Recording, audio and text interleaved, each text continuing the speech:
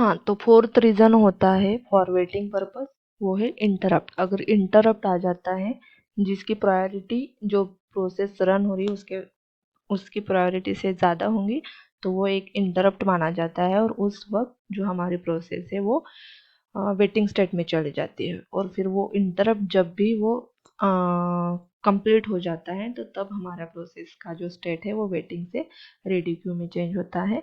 और फिर वो रेडी क्यू में जाने के बाद फिर से सीपीयू उसको अलोकेट होता है और उसका एग्जीक्यूशन जो है वो कंप्लीट होता है। कंप्लीट होने के बाद जो प्रोसेस है वो एग्जिट हो जाती है वो या एंड हो जाती है।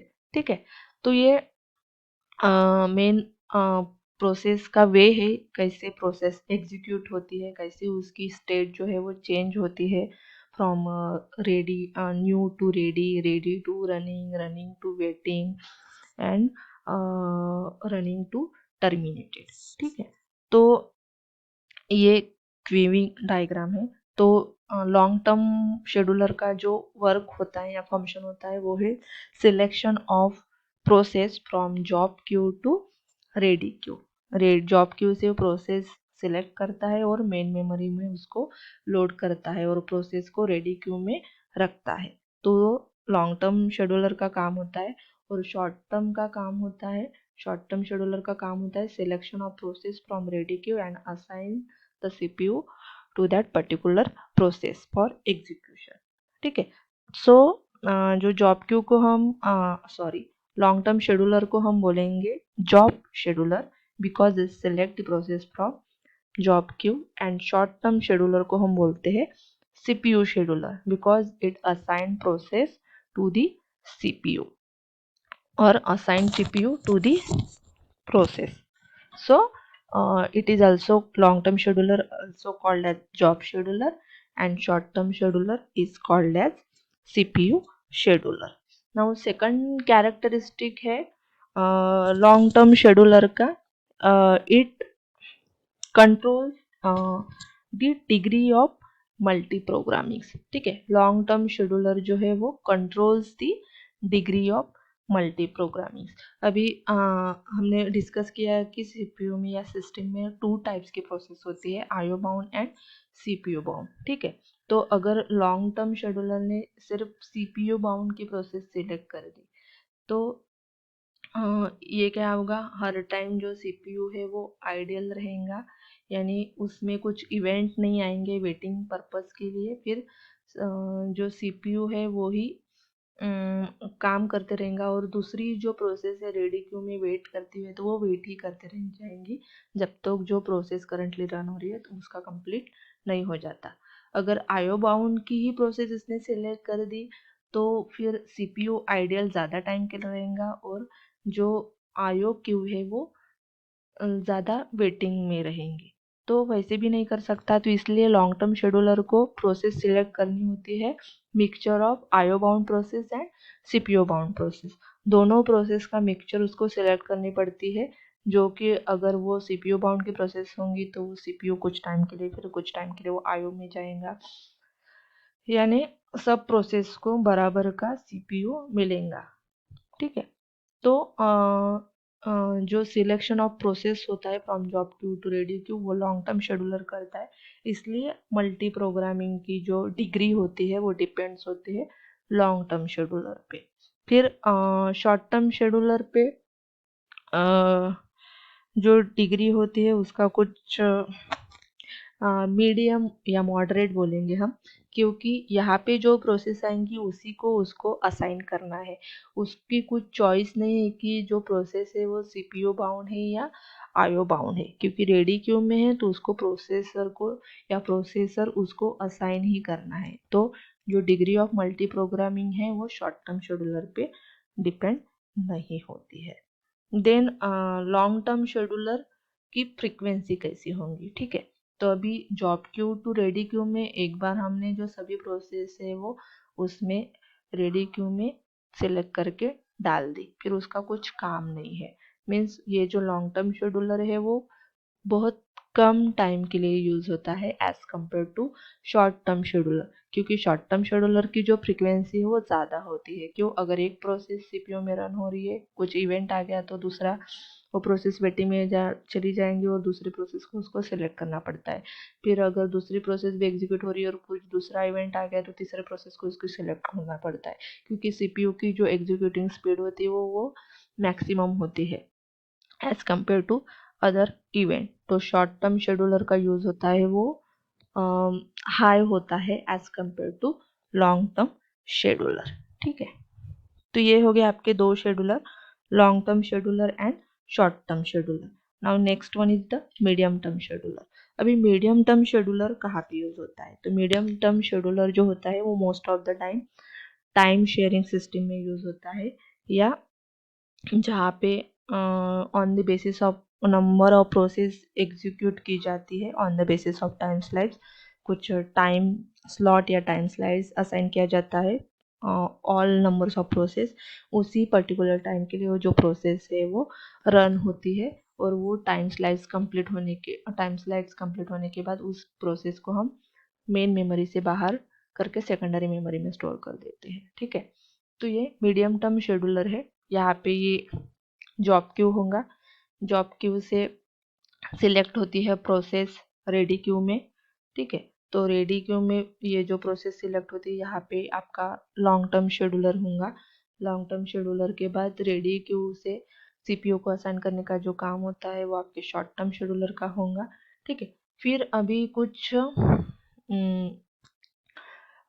वो टाइम स्लाइस के लिए वो प्रोसेस जो है वो एग्जीक्यूट होंगी, और जैसे उसका टाइम स्लाइड कंप्लीट हो जाएगा वो मेन मेमोरी से स्वैप्ड आउट हो जाएंगी और सेकेंडरी मेमोरी में उसको रख दिया जाएगा। कब तक? जब तक उसका और से नंबर नहीं आ जाता रेडी क्यू में जाने का। ठीक है, तो removing the process from main memory to secondary memory is called as swapped out process, and again putting the process from secondary memory to ready queue, that process is called as the swap in process।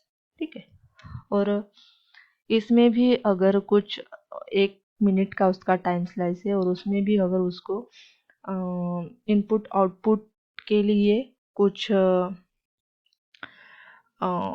Input output devices से कुछ input चाहिए तो वो waiting state में चली जाएंगी। But यहाँ पे वेटिंग स्टेट में जाने के बाद फिर वो वेट ही करते रहेगा जब तक उसका इनपुट आउटपुट ऑपरेशन कंप्लीट हो नहीं जाता। बट तब आपका सीपीयू जो है वो आइडियल स्टेट में चला जाएगा। क्यों? क्योंकि यहाँ पे वो टाइम स्लाइस पे डिपेंड है, तब तक वो दूसरे प्रोसेस को असाइन नहीं कर सकता, क्योंकि ये टाइम शेयरिंग सिस्टम है, यानी जो पर्टिकुलर टाइम है वो पर्टिकुलर टाइम के लिए सिर्फ एक ही प्रोसेस को असाइन रहता है सीपीयू, उस पर्टिकुलर टाइम में वो दूसरे प्रोसेस को असाइन नहीं कर सकता। ठीक है, तो ये मीडियम टर्म शेड्यूलर है जो सिर्फ टाइम शेयरिंग सिस्टम में ही यूज होता है। अदर सिस्टम में फर्स्ट इन फर्स्ट आउट होगा या प्रायोरिटी होगा या शॉर्ट टर्म होगा, इस शेड्यूलिंग में या इस सिस्टम में ये मीडियम टर्म शेड्यूलर यूज नहीं होता है। ठीक है, तो ये बेसिकली स्वैपिंग सिस्टम के लिए यूज होता है, यानी अगर मेन मेमोरी से सेकेंडरी मेमोरी में प्रोसेस को रिमूव करना है तो स्वैप्ड आउट बोलेंगे, और सेकेंडरी मेमोरी से मेन मेमोरी में लाना है तो उसको स्वैप्ड इन बोलेंगे। सो मीडियम टर्म शेड्यूलर का जो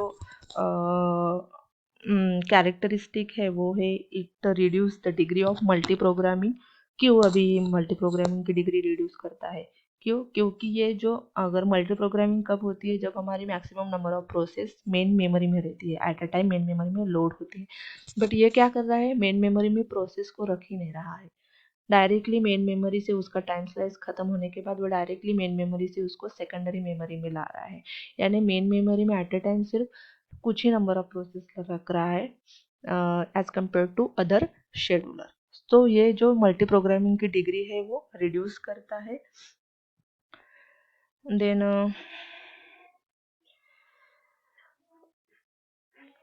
एंड बेसिकली ये यूज होता है स्वैपिंग पर्पस के लिए। ठीक है, तो ये थ्री बेसिक शेड्यूलर है जो यूज होते हैं प्रोसेस शेड्यूलिंग के लिए: long term scheduler, short term scheduler and medium term scheduler. Then it is also, first we will see long term scheduler. Okay, it is also called as job scheduler. Okay, we have already seen job scheduler because it selects the process from job queue to ready queue. It select the process from the queue and load them into the memory for execution. Process load into the memory for CPU scheduling. The primary objective of job scheduling is to provide a balanced mix of jobs such as IO bound and process bound. Already हमने देखा है कि जो long term scheduler है वो process का mixture जो CPU bound है और IO बाउंड है इन दोनों का मिक्सचर वाली प्रोसेस को ही रेडी क्यू में सिलेक्ट करता है, क्योंकि उसी कारण से उसकी जो मल्टी प्रोग्रामिंग की डिग्री है वो बढ़ती है। अगर किसी एक ही बाउंड के प्रोसेस को हम करेंगे तो एक तो CPU आइडियल स्टेट में चला जाएगा, नहीं तो इनपुट आउटपुट डिवाइस की क्यू जो है वो बढ़ जाएंगी और वहाँ पे नंबर ज़्यादा रहेंगे। ठीक है, so on some system long term scheduler may not be available और minimal time sharing operating system have no long term scheduler when a process changes the state. अभी टाइम शेयरिंग सिस्टम में long term scheduler use ही नहीं होते हैं। क्यों? क्योंकि वहाँ पे जो प्रोसेस है डायरेक्टली स्वैप्ड आउट हो जाती है और स्वैप्ड इन हो जाती है जब उसका नंबर आता है, तो इसलिए वहाँ पे लॉन्ग टर्म शेड्यूलर काम ही नहीं करता है। कुछ ही सिस्टम में वो यूज़ होता है।